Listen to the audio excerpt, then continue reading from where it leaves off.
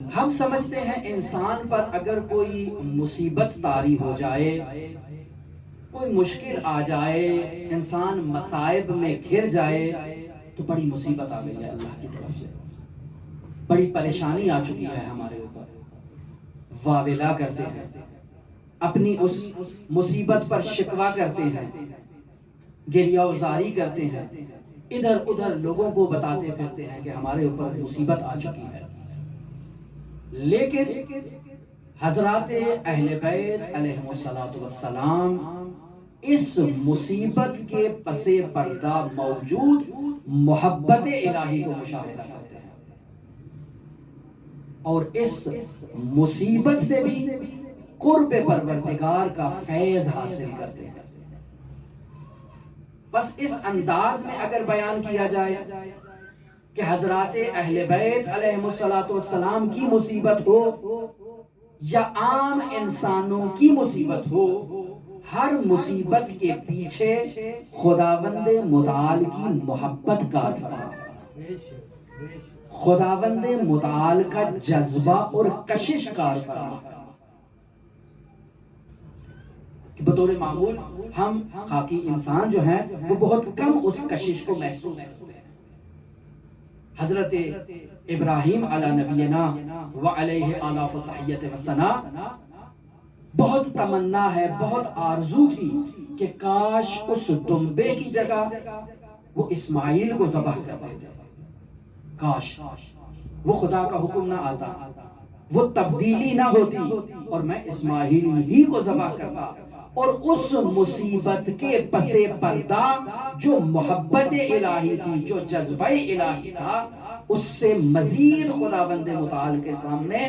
خدا کا قرب حاصل کرتا۔ اور کربلا کی ہستیوں کو دیکھیں،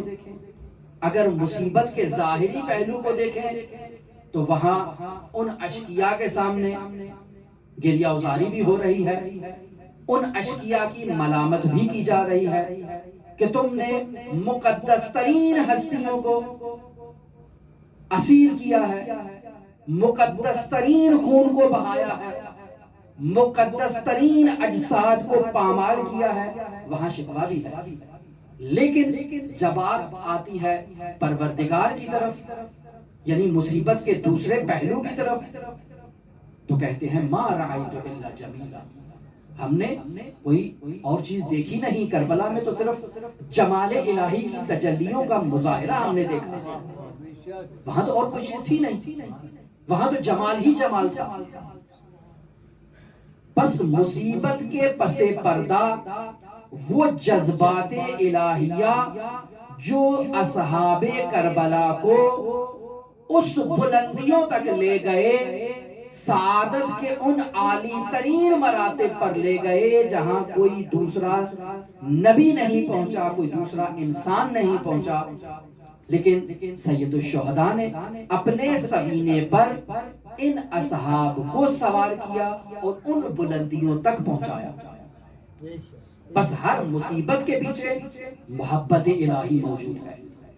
ہر آزمائش کے پیچھے جذبہ الہی موجود ہے، کشش الہی موجود ہے۔ اگر عرفان عزا کو درک کرنا چاہتے ہیں عزیزان محترم، تو ان مجالس عزا میں موجود اس جذبہ الہی کو تلاش کریں، تب جا کر آپ